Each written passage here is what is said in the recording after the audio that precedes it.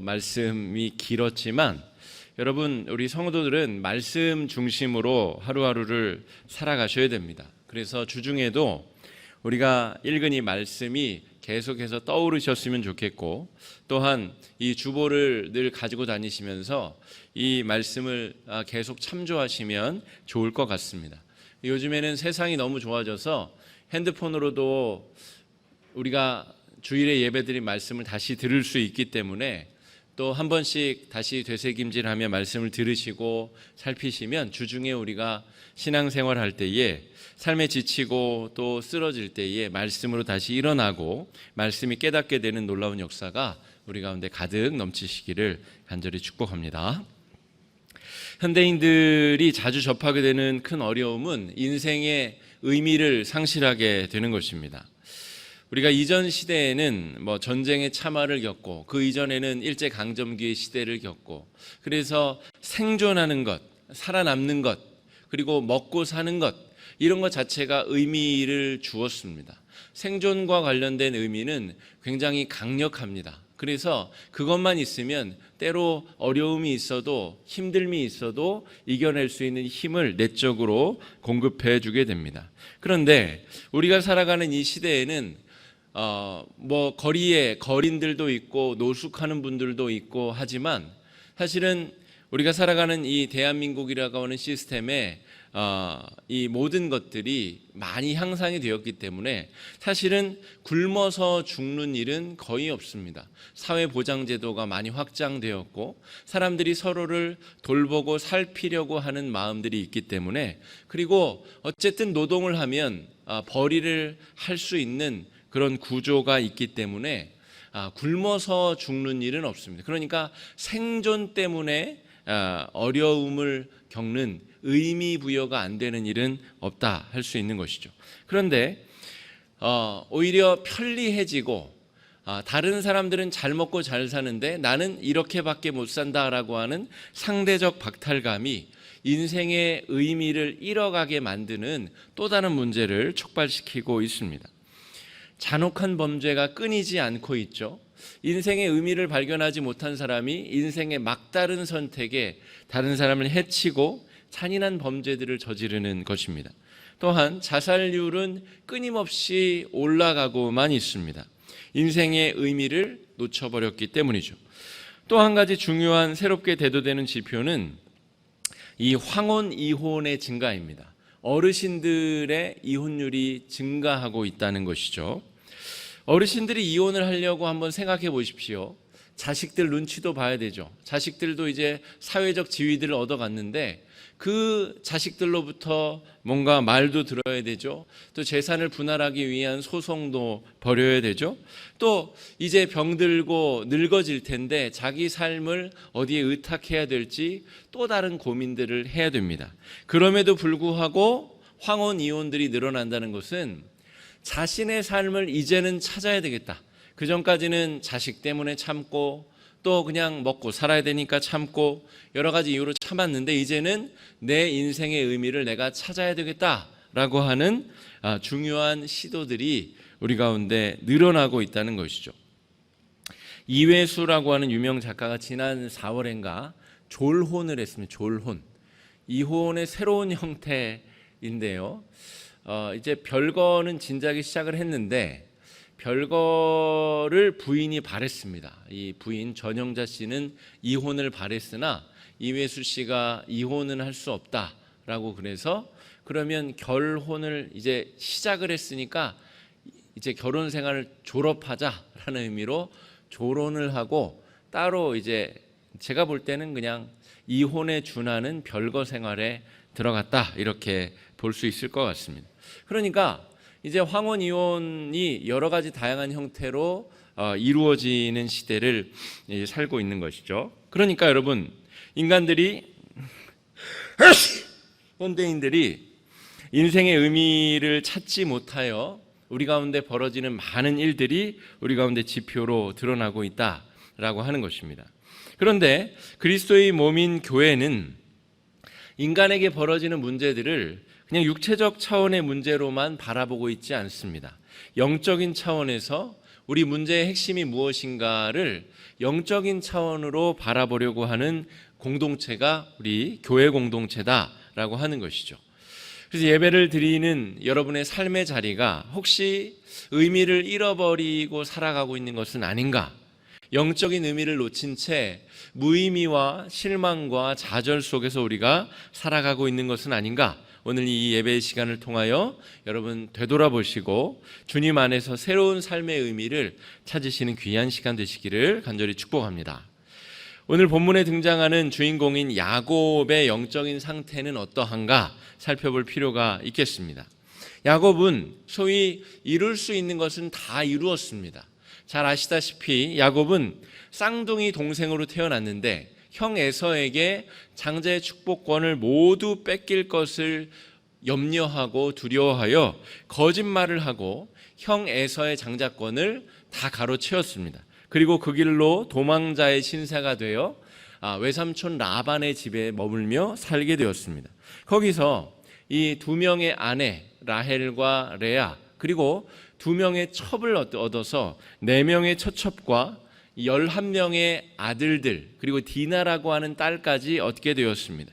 그리고 많은 재산까지 이제 누릴 수 있게 되었기 때문에 사실 인간적인 눈으로 보면 야곱은 성공한 사람 축에 든다고 볼 수가 있습니다. 하나님의 축복이 그에게 임하였고 남부럽지 않은 일가를 이룬 상태입니다. 그런데 이 야곱에게 내적인 갈등이 찾아오는데 그것은 의미를 잃어버리는 문제. 앞으로 더 많은 재산이 쌓이고 더 많은 자손들을 얻게 될지라도 이 영적인 갈급함, 이 가슴이 뻥 뚫린 이 문제가 해결될 희망이 보이지 않는 것이 야곱에는 더 큰 문제였습니다. 물질의 소유가 많아지고 여러 자식들이 많아지고 여러 자기가 누릴 수 있는 행복의 가치들이 늘어남에도 불구하고 본질적인 인생의 의미를 놓쳐버린 문제를 야곱이 지금 만나고 있다라고 하는 것이죠. 자살률이 증가하고 잔인한 범죄율이 늘어가고 또한 황혼 이혼이 늘어나는 현대의 문제와 똑같은 문제를 지금 야곱이 경험하고 있다라고 하는 것입니다. 여러분, 삶에서 공허감이 밀려오고 의미를 상실해 갈 때에 우리는 인생의 초점을 변경해야 될 시점이 찾아온 것입니다. 이 땅만 바라보며 열심히 살아가던 존재가 이제는 하늘을 올려다 봐야 될 때가 된 것이죠. 제가 몇 주 전에 설교 준비를 하다가 저희 이제 마당 앞에 베란다에 나가서 노트북을 들고 가서 거기서 설교 준비를 하다가 우연히 밤하늘을 바라보고 정말 큰 은혜를 받은 적이 있습니다. 언제 밤하늘을 올려다 보았던가. 그리고 그 밤에 별자리를 이렇게 알려주는 어플들이 많기 때문에 그 어플들을 바라보면서 그냥 의미 없는 별들의 나열인데 고대인들은 저 밤하늘을 올려다 보면서 별자리를 구성하고 자신의 존재를 새롭게 확인했다라고 하는 것을 다시 한번 되새겨 보는 시간을 가졌습니다. 우리가 땅만 바라보고 열심히 살아가던 인생이 하늘을 올려다 볼 때 우리의 초점에 중요한 변화들이 생기게 됩니다. 야곱은 소유와 물질로 만족이 채워지지 않자 이 라반의 집을 이제 떠나야 되겠다라고 하는 초점의 변화가 생기게 되는 것이죠. 이제 이곳을 떠나가서 내 본래의 아버지 집, 내가 원래 떠나왔었던 그곳으로 내가 돌아가야 되겠다라고 결심을 하게 되는데 거기에까지의 과정이 20년이나 걸리게 되었다라고 하는 것입니다. 여러분, 물질과 소유는 우리의 초점을 하나님께로 향하지 못하도록 만드는 그런 장치와 효과가 있습니다. 이스라엘 백성들이 가나안 땅에 가서 살았을 때에 바알과 아세라의 종교를 섬기던 이방 종교를 숭상하던 문화가 그 지역에 많이 있었는데 대표적으로 이 물질과 소유라는 것은 하나님으로부터 영적인 관계를 멀어지게 만드는 우리의 초점을 땅에만 머물도록 만드는 그런 대표적인 우상 숭배들이 바로 바알과 아세라의 종교입니다. 여러분, 종종 영화들을 보면서 우리가 평상시에 경험하지 못하는 그런 타인의 삶들을 간접적으로 경험하게 되는데, 몇 년 전에 개봉한 우리 돈의 맛이라고 하는 영화가 있습니다. 대한민국의 아주 이 돈으로 볼 때 돈을 가장 많이 가진 사람들 0.001% 해당하는 사람들의 삶의 내용들을 이 영화화한 것입니다. 돈은 많은데 의미를 상실하여서 가족 모두가 저마다 애인을 두고 저마다의 불륜을 저지르며 그것을 감추고 살아가며, 또한 돈을 많이 벌기 위해서 저질러야 되는 많은 불법들을 또 무마하기 위하여서 뇌물을 갖다 바치고 그것으로 불법을 또한 벌이는 내용들이 구구절절히 기록되어져 있습니다.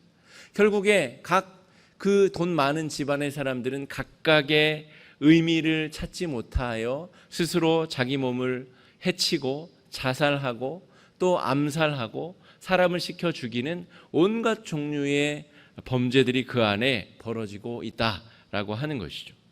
조폭 영화들은 또 어떻습니까, 여러분? 조폭들이 힘을 가지고 돈을 가지고 또 그런 것들을 누리기 위하여 인간됨을 포기한 채 살아가는 많은 내용들이 조폭을 소재로 하는 영화들의 묘사가 되고 있다라고 하는 것이죠. 아마도 오늘 야곱이 많은 소유와 물질로 자신의 삶을 채워보았으나 의미 부여가 되지 않아서 하늘을 올려다보고 자신이 떠나왔었던 땅, 자신의 아버지와 할아버지 아브라함과 이삭에게 약속해 주셨던 하나님의 약속을 떠올려 본 것이 아닌가 싶습니다. 그러고 보니 오늘 본문 30장에서 2장만 앞으로 가게 되면 야곱이 라반의 집으로 도망할 때에 베델이라고 하는 곳에서 경험한 사건이 기록되어져 있습니다. 아마 20년 만에 야곱은 베델의 하나님을 떠올리게 된 것 같습니다. 열심히 에서를 피해서 도망하던 야곱은 베델이라고 하는 곳에 피곤하여 돌을 베고 잠자리에 들었습니다. 그냥 풍천 노숙을 하게 된 것이죠. 그 노숙한 그 돌베개를 베고 잔 잠자리에서 야곱이 꿈을 꾸게 됩니다. 그 꿈의 내용은 무엇이냐면 하나님이 나타나셔서 사닥다리의 끝에 하나님이 계셔서 거기서 약속을 해주시는데, 너의 할아버지 아브라함과 아버지 이삭에게 주기로 한 이 땅을 내가 너희에게 줄 것이다. 네가 지금 돌베개를 베고 누운 이 땅이 너의 것이 될 것이다 라고 하나님이 약속해 주셨습니다.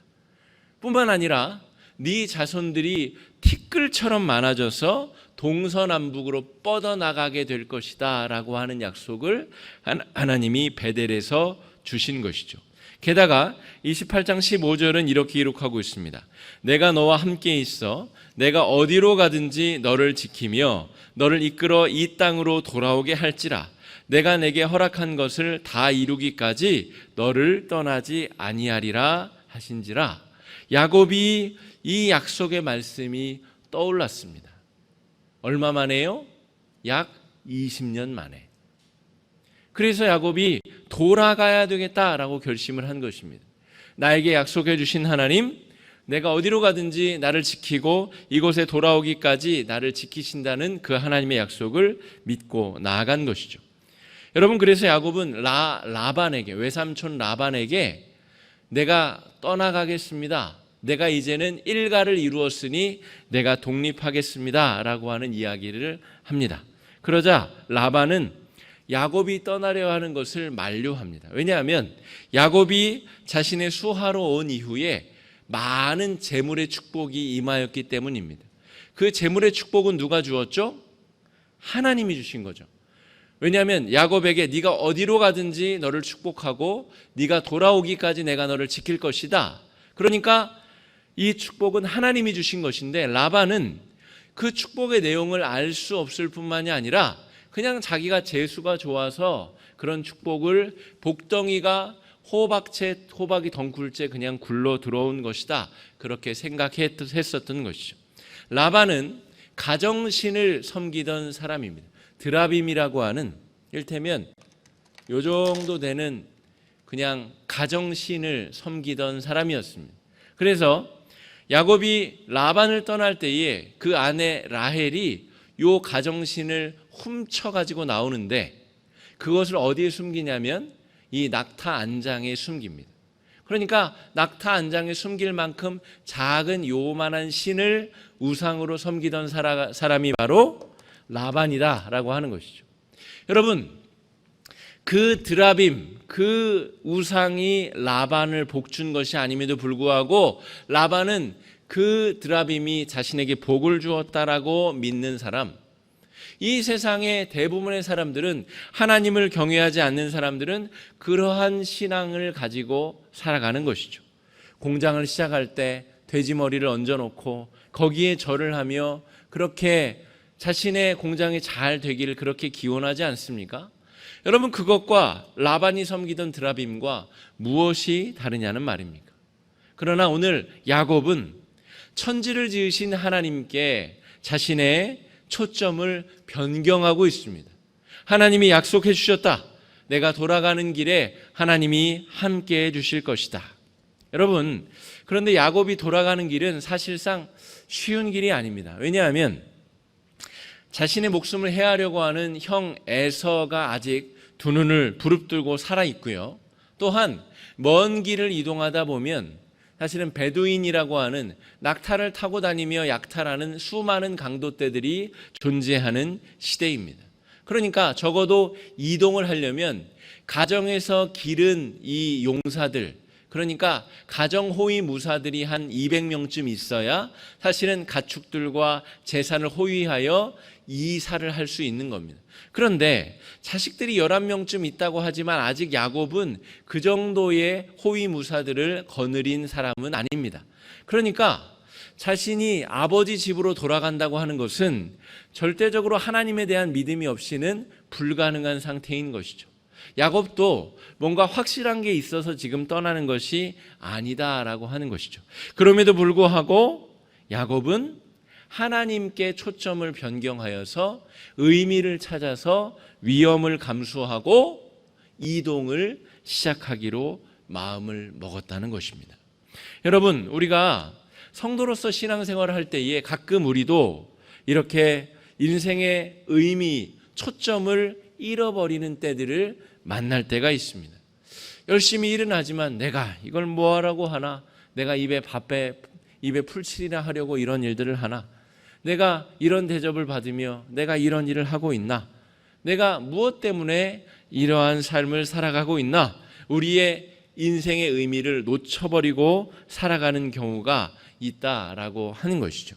그러나 오늘 야곱은 하나님께 자신의 초점을, 인생의 초점을 변경하면서 자신의 삶의 의미를 새롭게 발견하게 되었습니다. 우리의 인생의 중요한 의미는 하나님께 우리의 초점이 변경될 때에 발견될 수 있습니다. 그것을 우리는 은혜라고 부릅니다.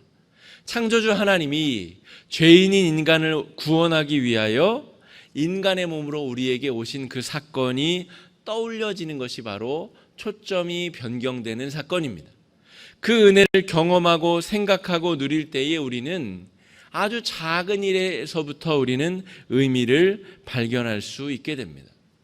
제가 우리 교회를 자주는 아니고 가끔 이렇게 청소합니다.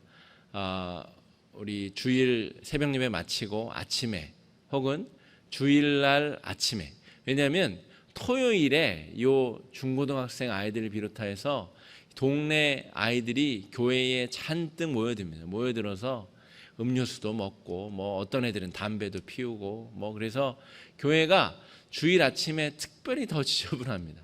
그래서 이렇게 주일 아침에 이렇게 쓰레기들을 이렇게 주워 담아서 버리거나 새벽 예배 마치고 이렇게 하게 되면 담배꽁초도 많이 나오고 뭐 음료수 캔, 뭐 쓰레기 이런 것들이 많이 나옵니다.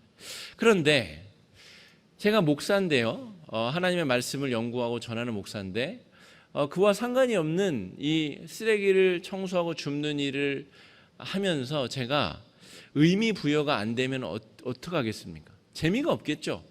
그냥 이런 일을 내가 뭐하러 하나, 내가 이거 하려고 여기에 부임했나, 그런 생각하지 않겠습니까? 그런데 하나님 앞에서 내 새벽 예배를 드리고 또 주일 예배를 앞서서 청소를 하면서는 그런 마음이 들지 않습니다. 내가 하나님 앞에 죄인이었는데 나 같은 사람을 하나님께서 주의 종으로 불러주시고 삼아주시고 하나님의 말씀을 전할 수 있는 은혜를 주시고, 그것이 깨달아지면 주의 전을 이렇게 청소하고 쓰레기를 줍는 것이 나에게 아주 놀라운 의미 부여를 새롭게 불러일으키게 됩니다. 하나님의 말씀을 전하는 것이나 성전에 쓰레기를 줍는 것이나 크게 다르지 아니하는 똑같은 의미를 저에게 하나님이 주신다라고 하는 것이죠. 그러니까 여러분, 내가 무슨 일을 하면서 내가 누구인가를 깨닫는 것은 하나님 앞에 내가 누구인가를 깨닫게 되는 중요한 사건이다라고 말할 수가 있겠습니다. 오늘 야곱이 의미 추구를 위해서 여정을 떠나는 것은 예수를 믿고 구원을 얻는 것과 중요한 연관성이 있습니다. 먼저 하나님의 은혜를 알게 되었고 그것으로 떠올리게 되었고 또는 위험을 감수하고 믿음의 여정을 출발하기로 하였다는 것이죠. 예수 믿는 것도 마찬가지죠, 여러분. 예수 안에 구원이 있고 그 구원을 따라 나가는 것은 굉장히 귀찮고 손해보는 일이고 어려운 일입니다. 주일 아침에 이렇게 예배를 드리러 나와야 되고 예물도 드려야 되고 봉사도 해야 되고 헌신도 해야 됩니다. 그냥 예수 안 믿었으면 하지 않아도 되는 일들을 우리가 감당해야 되는 위험과 어려움과 귀찮음을 감수해야 되는 것이죠. 오늘 야곱은 하나님 앞에 초점과 시선을 옮기며 자신에게 주어진 새로운 의미들을 찾아 나서는 여정을 시작하게 되었습니다. 하나님께 초점을 변경하게 되면 다음에 세 가지 일들이 생기게 됩니다. 마음에 생기가 생기게 되고 또 활력과 희망이 생기게 됩니다. 하나님께 초점을 변경하게 될 때 첫 번째 벌어지는 일입니다. 어제와 똑같은 하루가 시작되었음에도 불구하고 활력이 생기고 의미가 생기고 하나님과의 관계 안에서 오늘의 의미가 찾아지게 된다라고 하는 것이죠. 하나님이 나에게만 특별히 허락해 주신 하루, 그 의미 있는 하루를 새롭게 바라볼 수 있는 능력이 생기게 된다라고 하는 것이죠. 오늘 야곱에게 하나님은 베델의 약속을 허락해 주셨는데 여러분 각자에게는 하나님이 어떠한 약속들을 허락해 주셨습니까? 목회자인 저에게는 이 하나님의 성전이 예배하는 자들로 가득 채워지는 환상을 저에게 주셨습니다. 일부 예배 지금 여러분 보시고 몇 명 안 보이셔서 이렇게 좀 어색하시지 모르겠지만 저에게는 이 예배 자리가 가득가득 채워지는 환상이 저에게는 주셨습니다. 그러니까 그 은혜를 생각하며 바라보며 일부 예배를 드릴 때에 저에게는 여러분이 모르는 놀라운 희망과 활력과 생기가 차고 넘치는 것이죠. 주일 우리 예배의 자리가 하나님의 백성들로 가득 채워지는 환상, 주의 말씀이 선포되고 은혜가 나누어지는 환상이 저에게는 하나님께서 주신 약속으로 있다라고 하는 것이죠. 두 번째는 하나님께 초점을 변경하는 사람들에게는 문제를 극복할 수 있는 용기를 하나님께서 허락해 주십니다. 아까 말씀드린 대로 에서를 만나야 되는 그 위험을 감수하고 또한 여행 중에 만나게 될 여러 강도의 위협과 살해의 위협을 무릅쓰고 나아갈 수 있는 용기를 우리에게 허락해 주신다라고 하는 것이죠. 여러분, 예수를 믿으려면 용기가 있어야 됩니다. 고대의 사람들은, 로마 시대의 사람들은 예수를 믿기 위하여 생명을 내놓는 위험을 감수하였습니다. 예수를 믿으려면 자신을 희생해야 되고 자신을 헌신해야 되고 자신을 내려놓아야 됩니다. 그런 위험을 감수할 수 있는 힘을 예수님이, 성령님이 우리에게 친히 주신다라고 하는 것입니다. 내 힘과 내 능력으로 그렇게 하는 것이 아니라 주님 주시는 힘으로 우리는 그렇게 할 수 있다라고 하는 것입니다. 세 번째로, 주님께 초점을 변경한 사람은 그 모든 필요한 것들을 친히 하나님이 채우시고 인도하시는 섭리를 경험하게 됩니다. 여러분, 오늘 야곱이 라반을 떠나겠습니다라고 말하자 야곱이 그것을 준비하기 위하여 자신이 이제 유업으로 가줄 여러 이 짐승들을 준비하는데 우리가 쉽게 이해할 수 없는 그런 일들이 벌어지게 됩니다.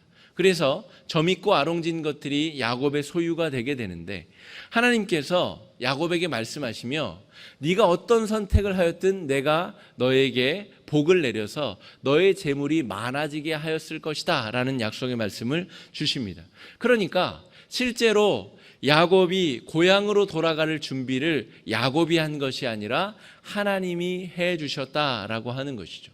여러분, 하나님의 백성이 하나님의 뜻대로 살아가기로 결정하면 그 나머지 것들은 하나님이 채워주시고 인도해 주시고 준비해 주시는 섭리를 경험하게 됩니다.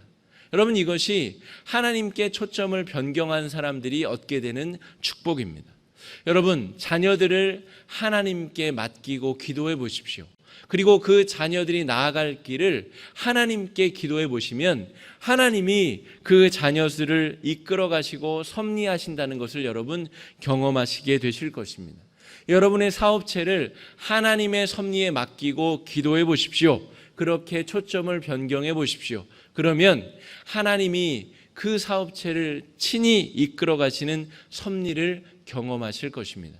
저는 하나님께 우리 화곡중앙교회를 맡기며 하나님께서 이끌어 주심을 맡기며 나아갈 것입니다. 그러면 하나님이 친히 이끌어 가시는 섭리를 우리에게 드러내 보이실 줄로 믿습니다. 그런 하나님의 역사가 우리 가운데 일어나는 것이 초점을 하나님께 변경할 때에 벌어지는 축복입니다. 여러분, 이스라엘 백성들의 조상이 되는 야곱은 하나님께로 초점을 변경하는데 20년이 걸렸습니다. 여러분은 얼마나 걸리겠습니까? 여러분은 하나님께 여러분의 초점을 바꾸시지 않겠습니까? 여러분의 초점을 바꿀 때에 벌어지는 놀라운 축복의 일들을 여러분 경험하기 원하시지 않으십니까? 여러분, 내일부터 시작되는 하루하루의 삶을 살아가시면서 여러분 많은 문제들을 만나시게 될 텐데 그때마다 하늘을 쳐다보시고 하나님께 기도하시고 여러분의 초점을 하나님께 바꾸시는 귀한 역사가 펼쳐지시길 바랍니다.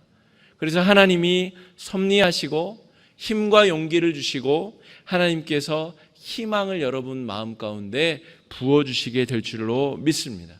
그러한 역사가 여러분 가운데 가득 넘치게 되시기를 간절히 축복합니다.